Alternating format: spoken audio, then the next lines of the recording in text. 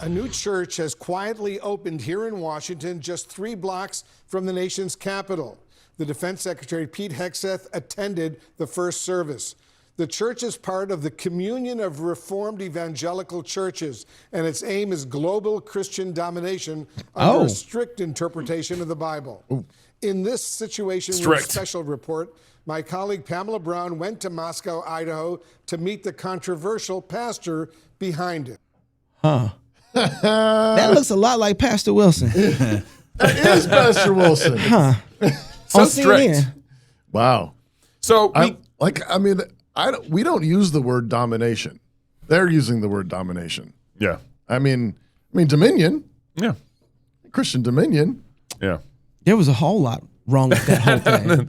It's a funny place to start. I was okay with. Actually, I mean, I don't know. Like, what was the rest? What was wrong with the rest of it? He said Moscow right, guys. He did. No, that part is true. He did say Moscow A strict interpretation of the Bible. We want to take over the world for Christ. Strict interpretation. Strict. I mean, strict. That's funny. That wasn't right either. Census plenier. I'm more of a census plenier guy. Strict. All right. So for you who are just tuning in, we have one of the few black guys here, Lennox, in the studio, and we got the major supporter of repealing the 19th Amendment. He's got a whole also here. He's got a whole 501c4 going for it. He would support that. He would support that. Pastor Toby, who wants household voting, right? And Knox, what do you want? What do you want? He wants his black card back. I never let him take it, so they don't get to own the center. How did this happen? My goodness! Thank you all for joining CrossPolitic on the Fight Laugh Feast Network. It's good to be with you. We're gonna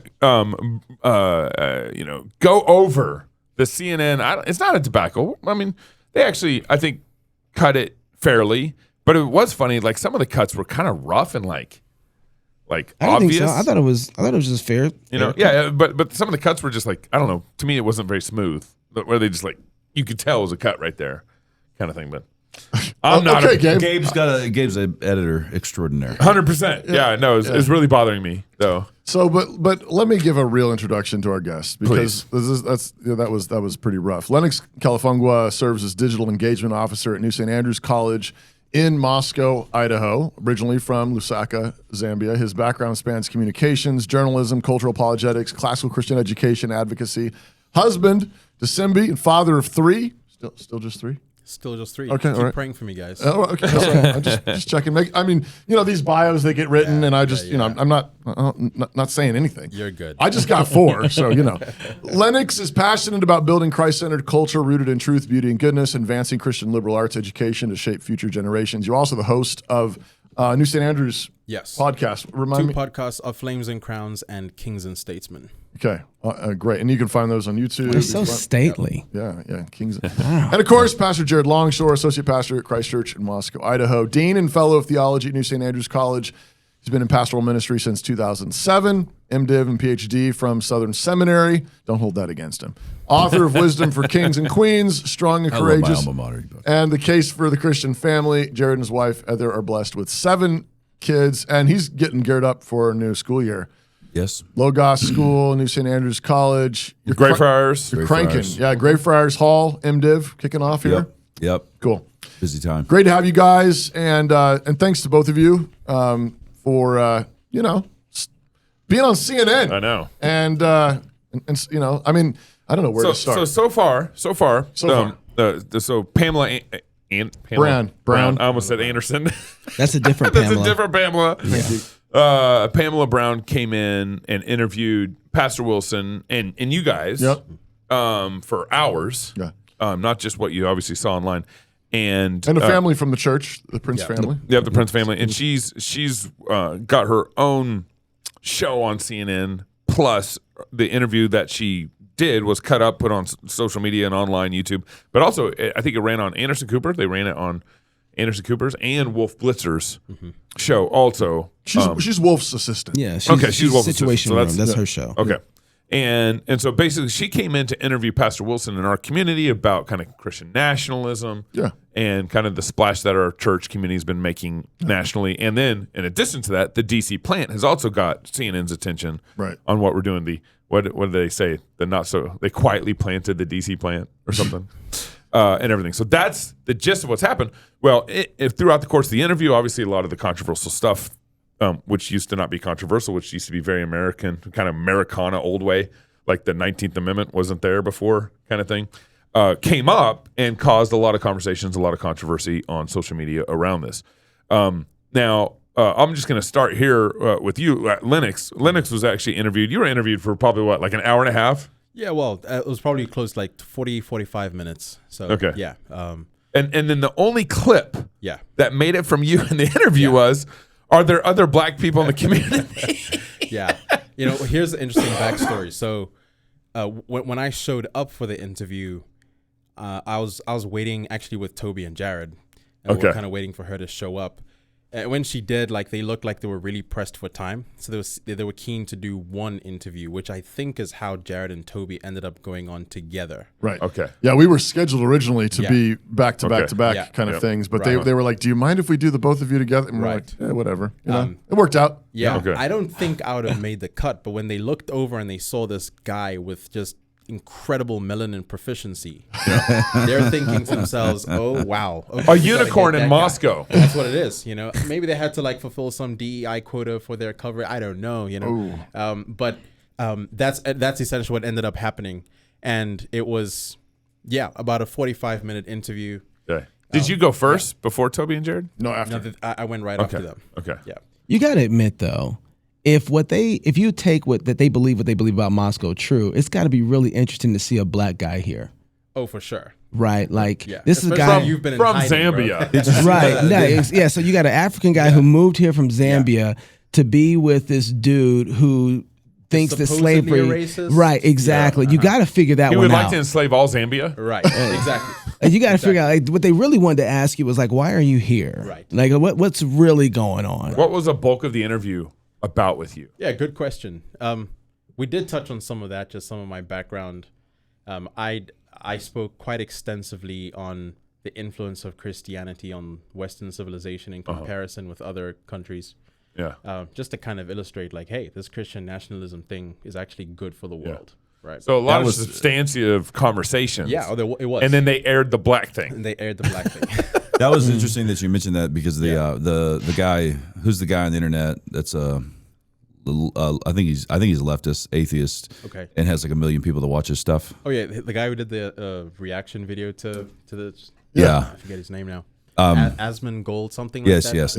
So it's interesting that your stuff was in there. Like you say, you were making those connections because it never showed in the film. But like when the Asmon Gold guy was watching it, as soon as she asked about your being black, Yeah. you know, he was like, he like paused and he's like, that's such a bad question. Yeah. He's like, that's clearly an African name. He's like, Christianity's huge in Africa. You know, he started doing like This atheist guy. That was really, I thought that was fascinating. You know, so No, I think he's like one of the few people I've seen that have actually pointed out like what a weird, like kind of an odd thing. And I guess to your point, like if you think this guy in North Idaho is a racist, then for them it's sort of this amazing thing. Yeah. Why are you here? But at the same time, it's it's also kind of a question that it infers that you're a dumb black guy coming here and not knowing the danger that, I mean, Yeah. it's like, you're an idiot. Yeah, exactly. I mean, I think back now, and I'm like, how many different responses could I give to that? You know? Yeah. I agree. I could have said that I identify as white. Yeah. I could have said, hey, what do you mean? What other black people? You know, Black. What is that? so many things could have been said. But Go. I was talking to Sharon about this. I was like, Lennox could have actually just said, "I'm African. What are you talking about?" right. Why don't you ask me if there's any other Africans Yeah. here? right. Yeah. Yeah, Or that- even just in reverse, like, would this matter as much if this was reversed? Right. And we're talking about a bunch of white guys in a predominantly black Sure. community. You're in Africa. You're a white guy here. You know? Are there any other white people? He's like, no, not really. Could have asked Doug, do you have any other black people here outside of Lennox? It's like, first of all, I don't have any of them. I don't have Okay. any. Yeah. So Jared, you come up because do we have the stinger? Do we have the I stinger? think I have it yet. I would support that. Hey, I would support that. We Hey. turn into a stinger for you. All right. So we'll get to you, Toby, in a second. But they asked you and Toby about women voting, stuff like this, and then I forget the exact question that Pamela asked her. you. She said there's some that have gone so far to say they would repeal the 19th Amendment. Yeah, and you would say, I would support that. I said I would support that. I would support that. And I would support that. Yeah, we got to turn that up a little louder. that turned into well, for us now it's a show plug for But us. it's a meme. It's a good meme. Yeah. It's a meme. It's a monster meme. So a lot of people actually said, why did, I mean, even Steve Deace was talking about this a little bit, but like, why did we even talk about the 19th Amendment? Why are we it's almost like we're campaigning off, or we're making a point. You know, a lot of Christians had a problem with that. Oh, it's like, yeah. why, it's such a Wilson distraction says to in talk his about the vision 19th of Amendment, that kind of stuff. Yeah. Well, there's several responses. We're talking about the 19th Amendment because she asked a question. Right. Yeah. So I was like, We didn't bring it up. I was just like, and that's why I think the meme was so hot on the internet is because, well, one, I knew where she was going. I knew what she was going to ask, and I was ready to. I'm like, hey, like that is something that at least I think Pastor Doug has been on record in the past as saying, hey, that would be like a thing, And so that she's asking it. That's going to be a big deal to a big deal from her worldview. Yeah. But I think what people liked about the meme is I wasn't saying that I'm like initiating this. I'm not saying I'm running a campaign. You're not going to find a blog from me that says, death to the suffragists or whatever. Like, you're just not going to find that any of that.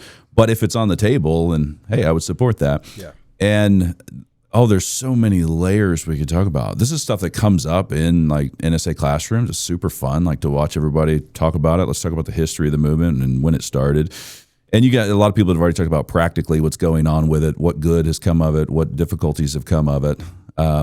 You've got, if people really kind of dialed in, Toby said the exact same thing I did. So a household vote is what we were all talking But about. he didn't say it. I would support that. I was like, that's what he just said.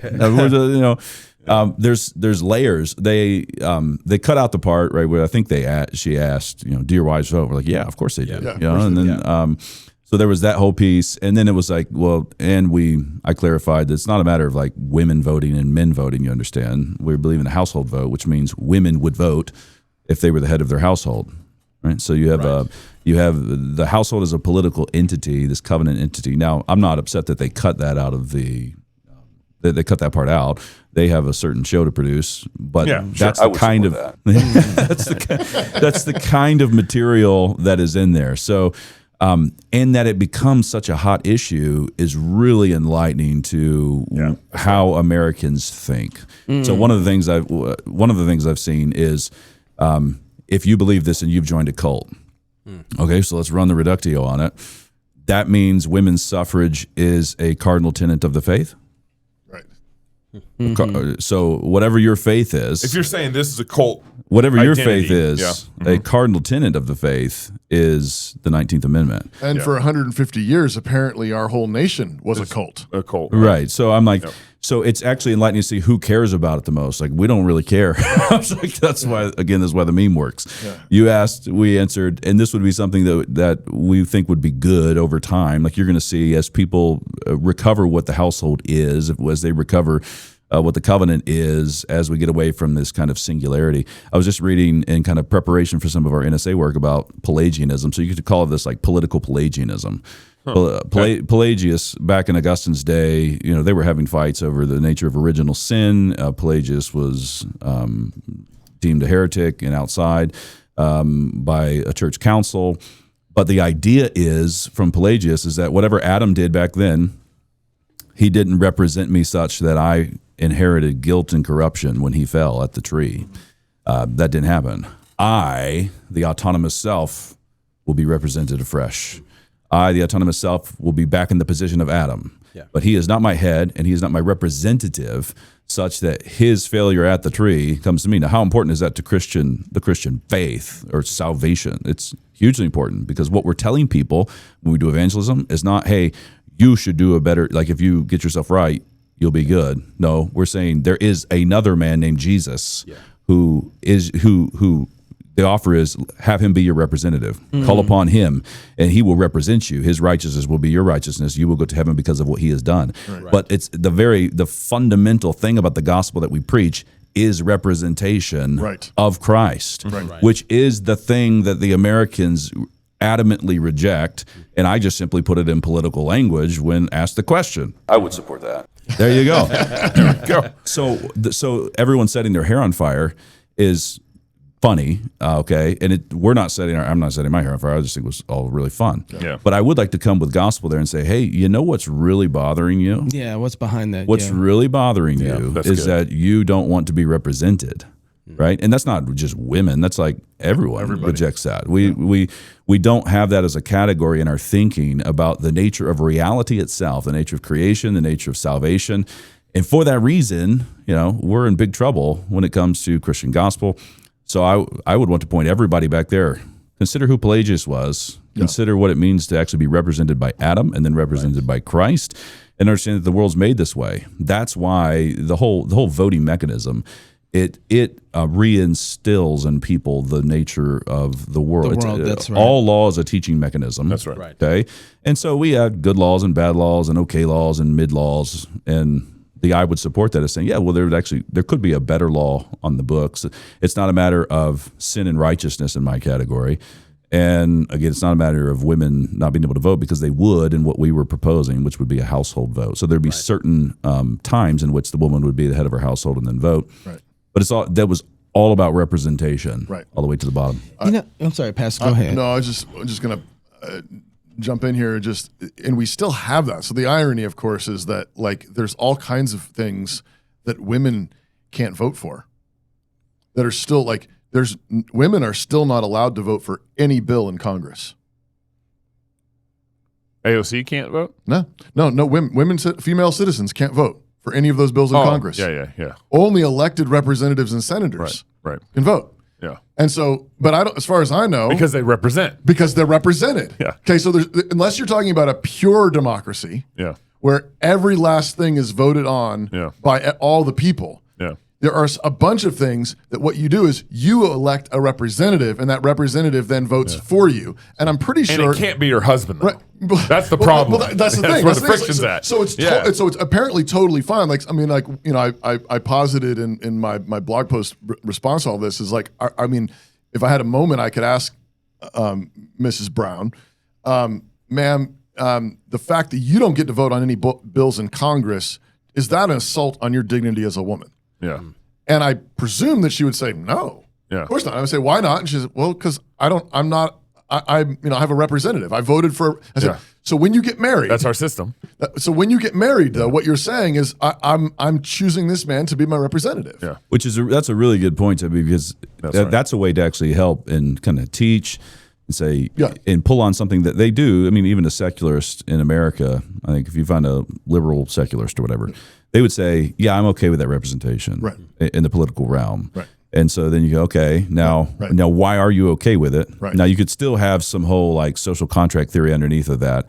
I'm okay with that because I opted into it, Sure. And even that you could pull to the marriage. But I was going to say, but we don't believe in arranged marriages, right? So we do not believe in arranged marriages. Some of it we do. I was speaking covenantally. I wasn't represented in that.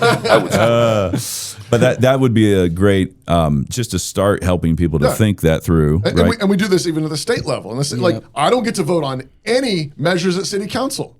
Right. I vote for city council members. Yep. And they represent me either poor or well. Yeah.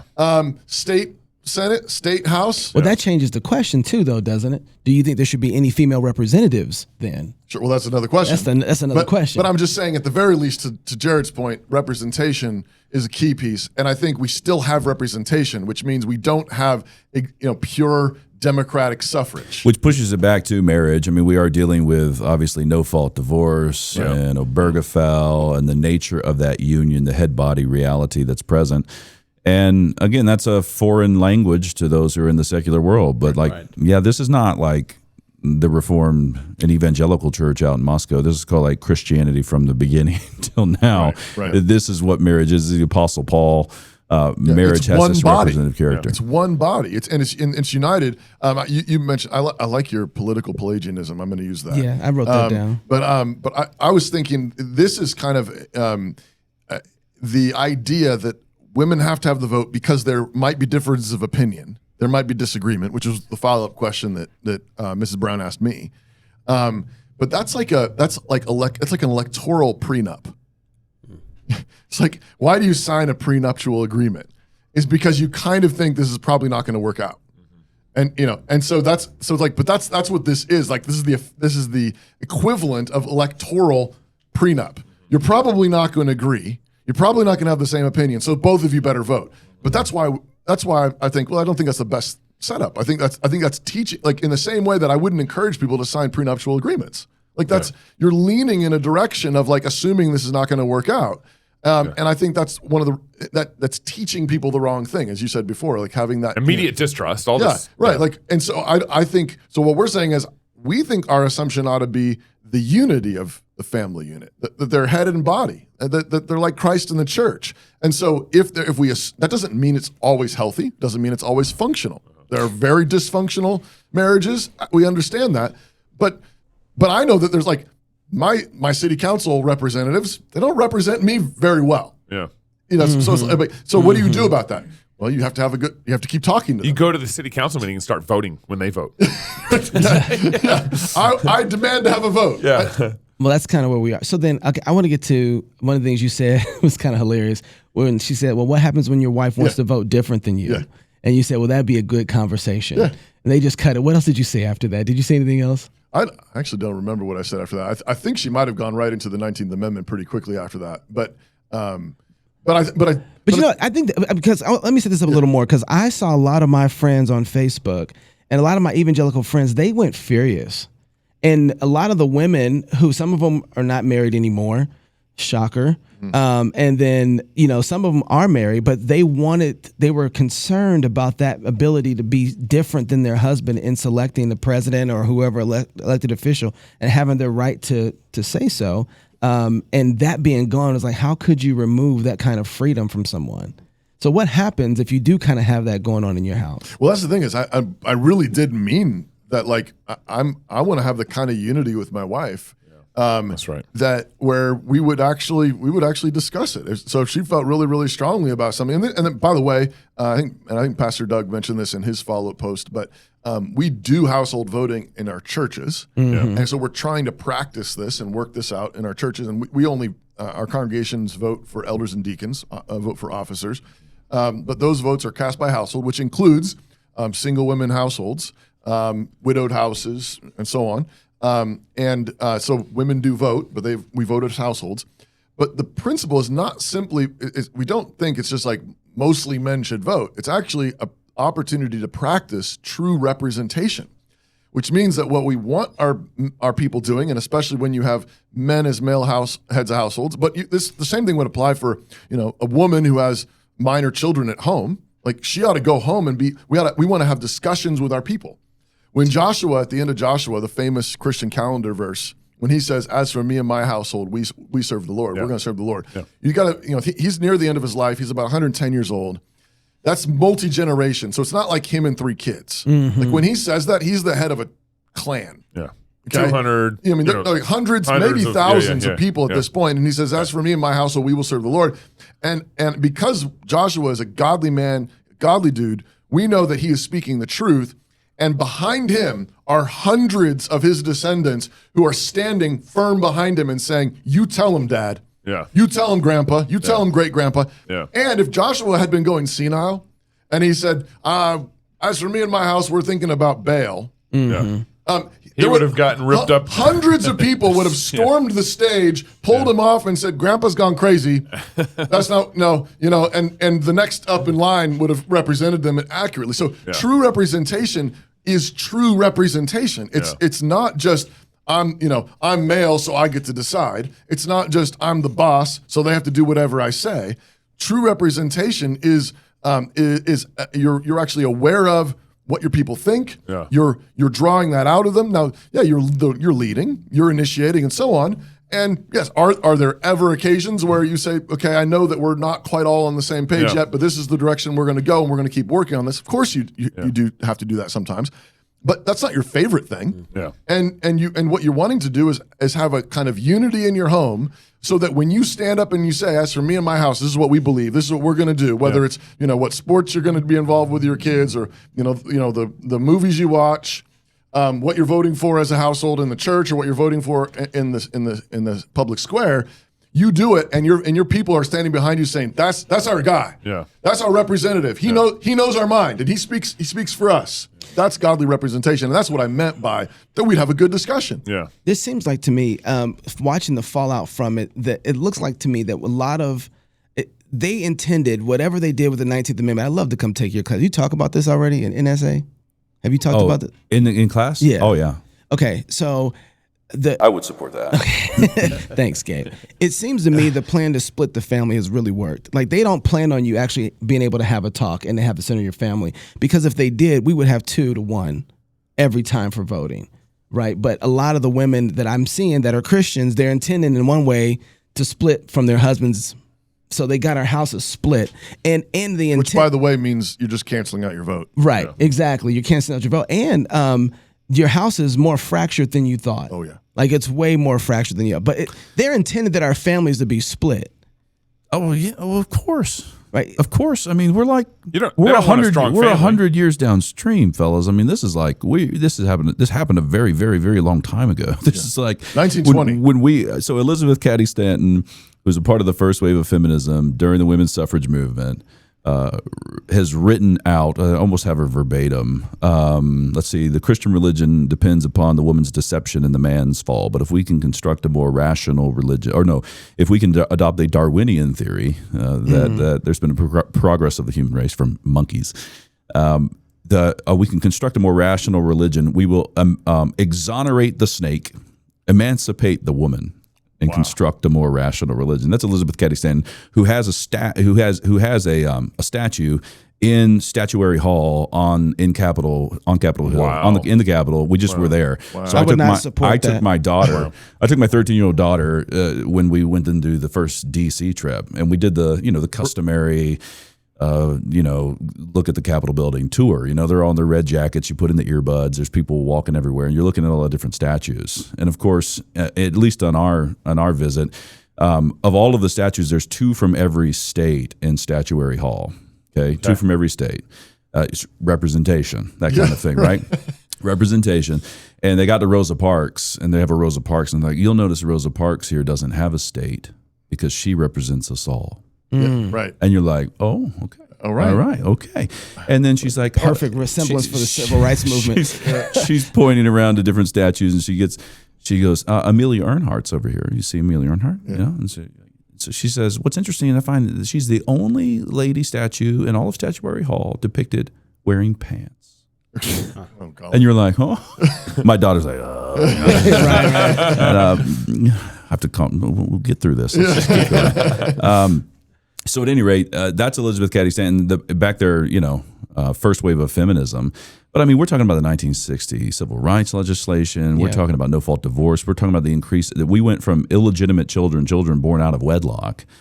I mean, that's just insane. I think it's like 50% now of Americans are born outside of wedlock. You've had a fracturing of the family that's been instantiated in our civil code for forever.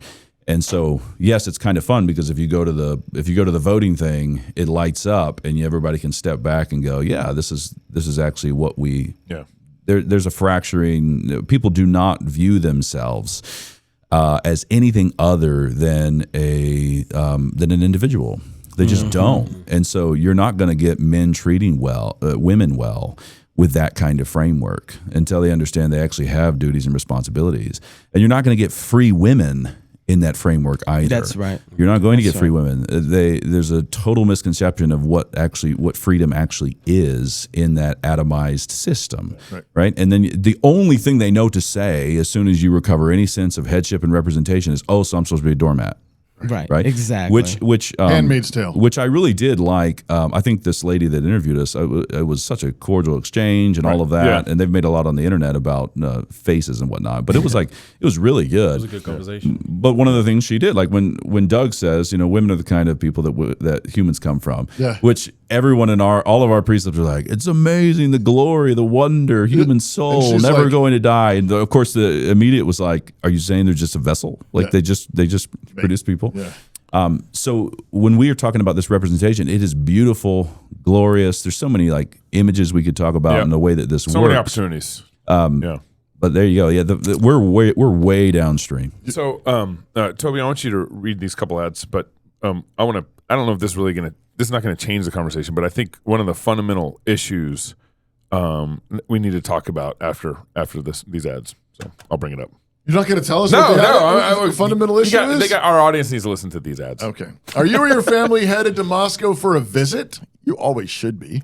Check out the Burgley on 7th on Airbnb. The Burgley, that's Bergley, on 7th on Airbnb. A cozy, remodeled 1920s home. Perfect. There's even pictures? Oh, my gracious. Wow. Look at that. Perfect for families and friends to gather and fight, laugh, and feast together. They are pleasantly situated on a quiet street. That's nice. Just a 12-minute walk from downtown, easily accommodating crowds of all sizes and ages. Check them out at stayinmoscow.com. That's stayinmoscow.com. You want to come back after your first stay for sure. Mention CrossPolitic to them, and you will receive what's up? 10% off your visit. See you soon. It's that CrossPolitic bump. There you go. So check it out on Airbnb. Burgley on 7th. I'm going to rent there. I would support that. Yeah. Business owners, is your company struggling to grow? What if I told you that the right employee could grow your business by 5, 10, or even 25%? You'd be crazy not to take that deal, right? That's exactly what Red Balloon Recruiter offers. Our personalized source and screen process connects you with top talent, increasing revenue and reducing costs. So visit redballoon.work today. That's redballoon.work today and transform your hiring right now. So I thought, one of the things that was kind of going on, kind of one of the underlying assumptions that I think even a lot of people on the internet have been responding based off this assumption is that when they hear us talk about, taking over Moscow or DC or whatever, they're thinking revolution. Well, they said domination. Or domination. That's the word. That's why I pointed that out. Which is, we want Reformation revival. Yeah. And so when they bring up the 19th Amendment, Right. they think, this is one of the top issues Right. that's coming out of Moscow. Right. And repealing the 19th Amendment. Right. And it's which we never talk about. Like what we're trying to build. Unless you're in NSA. Yeah. Maybe occasionally. I think it was also because they asked. No, but that's the thing. But we don't really spend any time working on this. Yeah, this is so far down the list of priorities. But even how you and Toby talked about it, it's it shows that we want Reformation revival. It's not because we're talking households. Right. We're talking covenant. We're talking, hey, we need to stop scattering and splitting the family up. And that's what that's what our big concern is. Right. Is fixing the family here. Right. Of course, we had to talk about voting in 19th Amendment because you brought it up, not us. Right. But, even when Doug talks about, slavery, when that comes up, or when some of the other issues come up on the show, she's thinking, wow, they want to go 90 miles an hour. But even he was good on that. I mean, and to their credit, they actually did cut it in ways. I mean, even though they're using language that doesn't fit with it, they did let us say it. So, I mean, Doug said, I want a Christian city, I want a Christian state, I want a Christian nation, I want a Christian world. 250 years but he down said, the road. Through the preaching of the gospel. Peaceful means. Peaceful means. And then when she said, how long? And he was like, I don't know, maybe 250 years. And she's like, really? She's like, oh, yeah, we're just at the beginning of this. We're pioneers. Yeah. So I think for anybody that's actually listening, now, of course, that atheist dude, what was his name? Asmund Gold. Yeah, I mean, he said we're lying. Yeah, but that's because on his show he said they're not saying the truth. They're not telling the truth. They really do want to take over, and they're just lying. Right, and that fits because the secularists, the atheists, they don't have anything but the political. Right, that's all. So they don't that's have the only any power play. They don't have any upper story. They don't have any worship. They don't have any faith in God who works the leaven through the lump. Right. And this is really important. This is what I think is interesting. I mean, most of the people out there that are dialed into this know who we are and what we're about and already have the vibe. And you have the secular people that don't understand. But this is key. You actually, when you trust the Lord and you pray, He's the one who brings the growth. He's the one who brings the growth in your children. He's the one who brings the growth in your nation. And you're actually not a revolutionary because you're trusting in the Lord. Right? So it's like the French Revolution wasn't because people were trusting God too hard. Right. That's not how that happened, right? No. It actually happens with secular atheism. Well, no, I mean, and as George Grant pointed out, it's because they had a drag show in the Cathedral of Notre Dame. Right. They enthroned goddess reason and then started decapitating people with their guillotines. Yeah. So it's it was not only were they not like they were doing the opposite. Yeah. Oh, Like, exactly. I mean, They're calling on for demons. yes. Yeah. And Burke calls this out, Reflections on the Revolution in France, Edmund Burke. That would be a great, like if you read that, you'll see how it maps. Right. So he's saying, we love our people. Right. We love our traditions. Right. We love this idea of historical representation and what we have been about. Right. We're not like the French revolutionists who have thrown all of that off for the solitary individual reason, right? That is actually what resulted in your collapse. That's what resulted in all of the bloodshed, all the guillotines. Right. It wasn't because I have allegiance to my family, I have allegiance to my people. Right. It was solitary individuals and run amok. And to your point, just as I'm thinking about that, so Burke was, while he wasn't in favor particularly of American independence, he was about as friendly as you could be to the American cause without agreeing with that decision. But you think about, but he understood that the Americans were different. It was a different thing than what was going on in France. And you just think about like that central mantra of no taxation without representation. Like there we are again. It wasn't no taxation without me voting for it. Yeah. It was, we have particular covenants that have been established where each colony had a covenant charter under the king. And those covenant charters entitled each of the colonies to have representational government, legislative bodies that then represented the people and could then decide what appropriate amount of taxes there could be. Yeah. The colonists did not object to taxation. No. They objected to some foreign government taxing them. Parliament, which they didn't have any representation in, and on the other hand, had been guaranteed by the king that their own representatives in their own legislative bodies, they were the true governors of their colonies. That was the rule of law under which they existed, and their objection wasn't paying taxes. Their objection was, you're changing the rules. You're breaking your word. Your covenant. You're breaking your covenant. Okay, so let me go one more kind of deep dive historical interesting point. You got Thomas Hobbes' Leviathan, 1600s. Yes. Okay. And he proposes this idea of that man in a state of nature. Yes. And in a state of nature, you have a right to everything. There's no marriage. Like I have a right to Knox a cigar. I have a right to all of the tech on the table in the state of nature, into which man naturally finds himself. Survival of the fittest. That's what you're in. And he's like, but he said he's infamous for saying that state of nature would be nasty, brutish, and short. Right. Okay. So we can't do that, even though that's the real deal, and that's kind of how we all are. Okay, so you have to lay down those rights to everything in a social contract, a social arrangement in which you establish a king named Leviathan. Now, in Hobbes' system, then he was beefed. He had everything. You did absolutely everything that now Leviathan says to do, hands down. The cover of his book, the original cover, is this giant, and all the people are inside the giant. Yes, and he has a sword and a cross or a bishop's scepter, and he's like, he wants everything in this massive, monstrous government. Yes, globalism. But those people in there, interestingly, the key thing I would want to emphasize is they voluntarily agreed to enter into that Leviathan situation out of a state of nature that they were in previously. And then John Locke comes right after him, and at least on that point says the same thing. There is a state of nature. It might not be quite as bad as Hobbes said, but we leave that state of nature and we enter into this contractual social arrangement. Right. That's running at the very bottom of how everybody's thinking and why it makes them so upset, right? Like, what if I wanted to vote differently? Or if you take away my vote, you're taking away the very essence of that decision. And what I want to say is there's no such thing as a state of nature. Yeah. Or the state of nature is in covenant with Adam.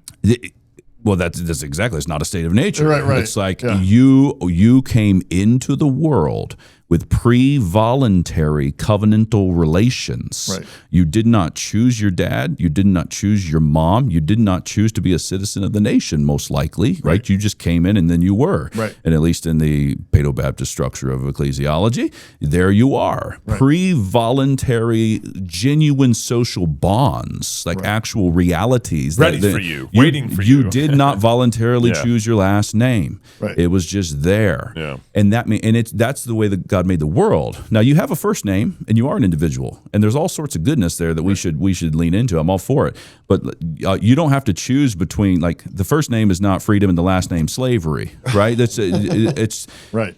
God made the world this way, and when you realize this is where Burke would say we are men of untaught feelings. We have prejudices, and we love them because they're our prejudices. He's like, meaning this is the way my fathers did it. Now we all know there's a bad kind of prejudice, and if it's sinful and being a jerk, none of that. But he's just saying allegiances are going like we love. Yeah. We love the things that God has established, and liberty is found like within that. Liberty is actually found within that system. And I'm talking about the very nature of creation. And if you're out of step with that, you're certainly not going to be a happy person. Right. So, down to that. Yeah. I would support I think the that. one thing that Pelagians, Arminians, and postmodernists have in common is I think they really all believe that this idea of imposing Christian morality on another is the worst evil there is. And that's why they can't conceive of a sovereign God. They can't conceive of this Christ who really does rule and reign over all things. And you even get evangelicals who fall into this trap as well, who, like, it's interesting. They'll sing all their songs that talk about Christ being King of Kings and Lord of Lords. Where it's like, okay, but what does that actually mean? Is that actually a real thing, or is it just something that makes you feel warm? As you sing a song. And like, so it's even a great Gnostic song. Yeah, exactly. So even in my interview with Pamela, this came up as well. It's like, how do you feel about imposing your religion on people who don't believe like you do? It's like, well, essentially, I don't apologize for standing on Christianity because I believe Christianity has the exclusive when it comes to freedom and flourishing. So in me wanting to impose my Christianity on someone who might still be a Muslim, this is my desire to love them to achieve their freedom and their prosperity. Absolutely. It's actually the best thing for them. Right. And we don't apologize for that. Yeah. Now, we don't go about that cutting people's heads off the way a Muslim would, right? Or the way abortion doctor would. Or exactly. Yeah, No, right. exactly. Because I mean, that's the thing is like, someone's always imposing something. Oh, exactly. They impose 6 feet social Absolutely. distancing on Absolutely. us. They impose masking on us. Yes, there's a direct antithesis there. As Christians, we're promoting a culture of fertility in life. Yeah. God's enemies will only ever propagate a culture of fruitlessness and death. Right. Right. Yeah. And That's that's right. it. Like you talk about that Christ and chaos matrix. Like it's either one of those. Yeah. Right. And so Christianity is good for the world. Yeah. And I think that's what people struggle with. Like, how can you just say that? Well, in a world of tolerance and niceness, and even that like needs to be defined, because postmodernists on one hand do believe in this relativism of truth where everyone can kind of live the way they want to.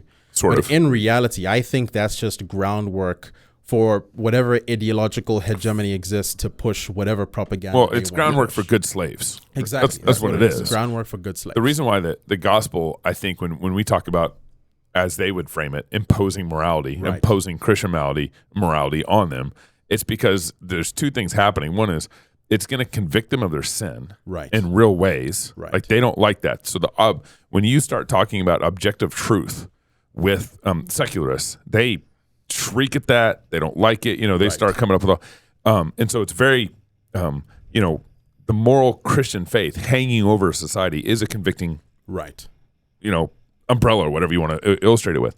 But the other side of that is it actually truly frees you from your sin and truly frees you to live like a good citizen. That's scary. Freedom, like real freedom, is really scary. Because that means, well, you got to provide for yourself. You got to take care of your family. Instead of having all these protections in your life, which is what America has, we've put ourselves in a padded room, kind of like our studio a little bit. We want to be in a padded room where there's all these comforts and protections all around us, whether it's from our government or whatever. So true freedom in Christ is going to liberate you beyond your comfort zone, and which makes them freak out. But the gospel is aroma of death.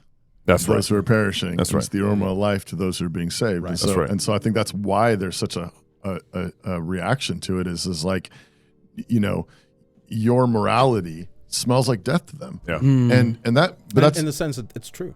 yes, right. It's Right. true. You do have Because to if you die. don't repent, you're going to die. And you do have and you have to die actually to get to the life. And there's no other way. You have to be crucified with That's right. Christ. You have to lay it all down and surrender. When Pamela asked me, what about the fact that, a bunch of people think, just think you're wrong? I said, well, but Jesus is risen from the dead. Right.